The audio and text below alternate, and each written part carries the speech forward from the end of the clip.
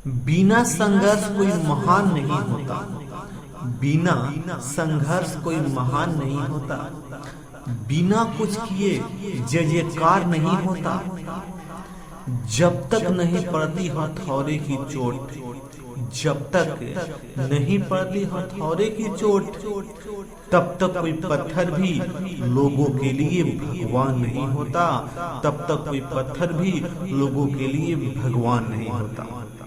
जय हिंद मेरे बंधु, नमस्कार। मैं हूं इनके सिंघानी, आप तो जान ही करते हैं। तो चलिए आज के स्पेशल वीडियो में आप सभी को बहुत बहुत स्वागत है। तो मेरे बंधु, आपके लिए हम स्पेशल वीडियो लेकर आ चुके हैं। जैसा कि कल 1 नवंबर को एग्ज़ाम होने वाला है मेरे बंधु सबका, तो जितने सारे मेरे बंधु सबका 1 नवंबर का एग्ज़ाम होने वाला है, उन सभी बंधु सब के लिए हमारी ओर से ढेर सारी शुभकामनाएं।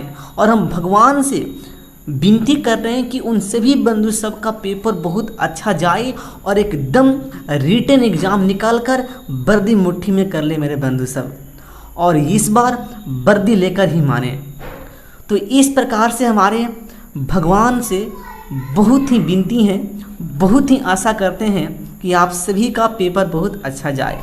तो मेरे भाई, एग्ज़ाम में जाने के पहले हम कुछ ये वीडियो यहाँ पर लेकर आए हैं, और इस वीडियो में आपको हम बताने वाले हैं ओमर सीट के संबंधित बहुत सारे गलतियाँ हमारे बंधु सब वहाँ पे कर देते हैं, जिनके कारण ओमर सीट रिजेक्ट हो जाता है।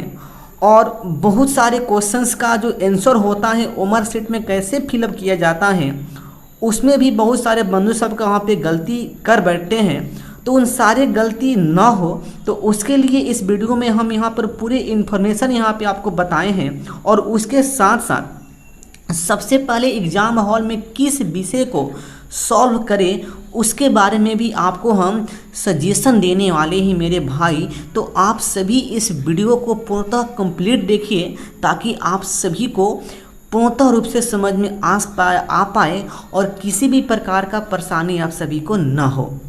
तो चलिए आज की इस वीडियो को स्टार्ट करते हैं।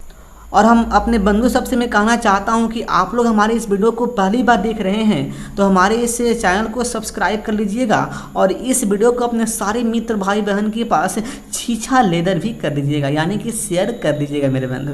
तो चलिए वीडियो को स्टार्ट करते हैं बिना देरी किए। तो मेरे भाई देखो, सबसे पहले आप जाएंगे एग्ज़ाम हॉल में। तो एग्ज़ाम हॉल में बैठने के बाद आपको समय से 15 मिनट पहले आपको ओमर सीट इस प्रकार का दिया जाएगा। जैसा कि आप सभी यहाँ पर ओमर सीट यहाँ पर देख रहे हैं स्क्रीन पर, इस प्रकार का ही ओमर सीट आपको मिलने वाला है। अब देखिए, जब आपके पास ओमर सीट यहाँ पर हो जाएगा, तो उसके बाद आपको सबसे पहले ओमर सीट में ये चेक करना है। देखिए, ओमर सीट में आपका नाम, फादर्स नेम, आपका जो ट्रेड्स हैं और आपका रोल नंबर वहाँ पर भरा हुआ आएगा। यानी कि जो आप फॉर्म भरते समय अपना वहाँ पे चॉइस किए थे, वह सारा डिटेल्स वहाँ पर ओमर सीट में भरा हुआ आएगा। बस आपको चेक करना है कि आपका नाम सही है ना, आपका पापा का नाम सही है ना, आपका जो ट्रेड्स हैं वह सही है ना, और आपका जो एडमिट कार्ड पर जो रोल नंबर है वह सही है ना। यदि किसी भी प्रकार का मेरे बंधु सब वहाँ पे प्रॉब्लम होता है आपके नाम में या किसी भी यहाँ पर डिटेल्स में, तो आप वहाँ पर जो ऑफिसर जो होते हैं उनसे आप कांटेक्ट वहाँ पर उसी समय आपको करना है। ठीक है। तो अब मान लीजिए कि आपका ये पूरा यहाँ पर सही है, तो अगले स्टेप में आपको क्या करना है। देखिए, अगले स्टेप में आपको वहाँ पर पेपर सेट भरना है। देखिए, सबसे पहले आपको ओमर सीट वहाँ पर मिलेगा, और ओमर सीट में उसको चेक करने के बाद उसके बाद आपको क्वेश्चंस पेपर वहाँ पे दिया जाएगा। अब देखिए, क्वेश्चंस पेपर में जो होता है वहाँ पर 3 सेट होता है, यानी कि क्वेश्चंस पेपर जो होता है 3 सेट के आधार पर तैयार किया जाता है। उसका नाम होता है ए सेट, बी सेट, सी सेट। ठीक है। तो अब देखिए, ये तीनों सेट का ऑप्शंस यहाँ पर दिया जाता है आपके ओमर सीट में। ठीक है। Set number A, set number B, set number C, जैसा कि यहाँ पर स्क्रीन पर आप यहाँ पर देख पा रहे हैं। तो इस प्रकार से ओमर सीट में वहाँ पे आपको भरना है। वहाँ पर अब देखिए, आपको यहाँ पर कैसे भरना है। वहाँ पर जैसे कि मान लीजिए कि आपका जो क्वेश्चंस पेपर है उस पर सेट नंबर वहाँ पर सी दिया है, तो सी के नीचे आपको ऐसे बॉल पेन से आपको पूरा जो गोला यहाँ पर दिया है इस गोला को आपको वहाँ पर फिलअप करना है। जैसे मान लीजिए कि सेट नंबर आपका बी है, तो बी के जो गोला है यहाँ पर उमर सीट पर आपको यहाँ पर फिलअप करना है। तो इस प्रकार से पेपर सेट आपको भरना एकदम नेसेसरी है, एकदम अनिवार्य है। यदि आप नहीं भरते हैं मेरे भाई तो आपका जो उमर सीट है उस उमर सीट को रिजेक्ट कर दिया जाएगा। तो आप इस बात को ध्यान रखेंगे। अब देखिए अगला मैं बात में कर लूँ, देखिए अगला बात मैं कर लेता हूँ कि आपको एग्ज़ाम हॉल में सबसे पहले किस विषय को करना है। यानी कि जैसा कि देखिए भिन्न भिन्न पोस्ट के लिए भिन्न भिन्न ट्रेड्स के लिए अलग अलग पेपर होता है। तो सारे पेपर में आपका मैथ आने वाला है, रीजनिंग आने वाला है, जीके, साइंस और करंट अफेयर यहाँ पे आने वाला है। तो सबसे पहले आपको क्या हल करना है, देखिए मेरे भाई हम आपको देता हूँ सजेशन कि सबसे पहले आपको क्वेश्चंस पेपर में से आपको मैथ को हल करना है। यदि आप मैथ में जितने भी क्वेश्चंस वहाँ पे दिया हो सारा क्वेश्चंस में से आपके माध्यम से जितना भी क्वेश्चंस वहाँ पे सॉल्व हो सके उसको पहले सॉल्व करना है, और जो क्वेश्चंस फंस जाता है उस प्रश्न को वहाँ पर टिक लगाकर पेन से उसको वहाँ पे छोड़ देना है। उसके बाद आपको रीजनिंग पर आना है। रीजनिंग देखना है कि रीजनिंग कहाँ वहाँ पर है, तो रीजनिंग वाले सेक्शन पे वहाँ पे आना है। तो उसके बाद आपको रीजनिंग को हल करना है, और रीजनिंग में जितना क्वेश्चंस आपका एक आंख से बिना सोचे हुए सॉल्व होता है उतना आपको सॉल्व करना है, और जो क्वेश्चन सॉल्व नहीं होता है तो उस क्वेश्चंस को आपको वहाँ पे छोड़ देना है। ठीक है। अब देखिए उसके बाद अंतिम फेज में आपको जीके, साइंस और करेंट अफेयर के क्वेश्चंस को आपको हल करना है अंतिम फेज में।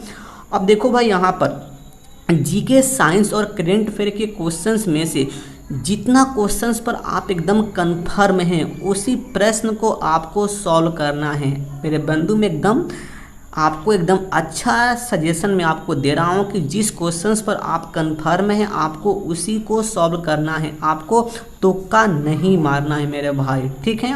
अब देखिए यदि आप जीके, साइंस और करेंट अफेयर के क्वेश्चंस को आप सॉल्व कर लिए तो उसके बाद आप मैथ और रीजनिंग में जितना सारा क्वेश्चंस को आप छोड़े हैं और आपके पास समय बाकी हैं तो आप उन सारे छोड़े हुए क्वेश्चंस को फिर से डिस्कस करेंगे। देखिए ऐसे करने से क्या होता है ना कि समय मैनेजमेंट होता है, टाइम का मैनेजमेंट होता है। देखो बहुत बच्चे क्या करते हैं कि जल्दबाजी में जीके जीएस पे लग जाते हैं और जीके जीएस में ही 75% समय यहाँ पर गवा देते हैं और अंतिम फेज में मैथ और रीजनिंग के क्वेश्चन से जल्दबाजी में सॉल्व नहीं कर पाते हैं।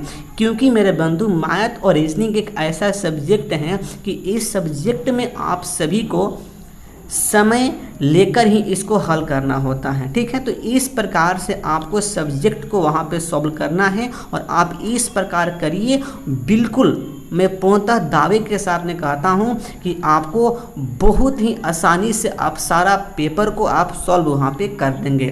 ठीक है। अब देखिए अगला पॉइंट में यहाँ पर आता हूँ। देखिए अगला पॉइंट का मैं बात कर लूँ कि जो भी आपका प्रश्न होगा उस प्रश्न में जो आपका आंसर वहाँ पे सही होगा, जैसे ए है, बी है, सी है, डी है, तो जो भी आपका ऑप्शंस वहाँ पे सही होगा तो उन ऑप्शंस में से जैसे मान लीजिए कि हमारा डी सही है तो देखिए डी ऑप्शंस यहाँ पे आपके ओमर सीट में इस प्रकार से यहाँ पे दिया होगा। तो देखो डी ऑप्शंस को यहाँ पे जो गोला होगा गोला को आपको पूर्णतः यहाँ पे रंगना है। जैसे यहाँ पर रंगा गया है मेरे भाई उस प्रकार से आपको रंगना है। बहुत बच्चे क्या करते हैं कि गोले को ऐसे यहाँ पे रंग देते हैं, ऐसे हल्का से यहाँ पे पोत देते हैं, ऐसे यहाँ पे पोत देते हैं। तो आपको ऐसे यहाँ पे नहीं करना है। यदि आप ऐसे करेंगे तो आप सही क्वेश्चंस को मार कर भी आपका वे जो क्वेश्चंस होगा वे आपका क्वेश्चंस गलती वहाँ पे हो जाएगा। ठीक है। तो इस प्रकार से आपको मेरे भाई यहाँ पर करना है, इस बात को आप ध्यान रखेंगे। तो हम पूरी इन्फॉर्मेशन आपको बता दिए हैं ओमर सीट को आपको कैसे फिलअप करना है और उसके साथ आपको एग्ज़ाम हॉल में किस विषय को सबसे पहले आपको सॉल्व करना है मेरे भाई। तो यदि आप इस प्रकार से करते हैं तो 100% आप सफलता आपके मुट्ठी मेरे बंधु होगा। तो बस हम गॉड से फिर मैं आराधना करता हूँ कि आप सभी का पेपर बहुत ही अच्छा जाए और आप सभी एकदम जोश और जज्बे के साथ वे सारा पेपर को आप सभी सॉल्व कर जाएं। और मेरे बंधु आपको एग्ज़ाम हॉल में आपको डीमोटिवेशन वहाँ पे नहीं लाना है, आपके अंदर एकदम हमेशा अपने आप को मोटिवेट वहाँ पे रखना है। यदि आप डीमोटिवेट आप अपने अंदर लाएंगे तो आप क्वेश्चंस को अच्छी प्रकार से आप सॉल्व वहाँ पे नहीं कर पाएंगे, आप वहाँ पे फंस जाएंगे मेरे भाई। तो इस प्रकार से अपने इस वीडियो को अब मैं करता हूँ समाप्त। और आपको फिर भी किसी भी प्रकार का समस्या उत्पन्न हो तो आप हमसे टेलीग्राम पर पूछ सकते हैं या व्हाट्सएप नंबर भी आपके पास तो है ही है, उससे भी आप हमसे कांटेक्ट कर सकते हैं मेरे बंधु। तो बस आज के लिए इतना ही। तो जय हिंद, जय भारत, वंदे मातरम।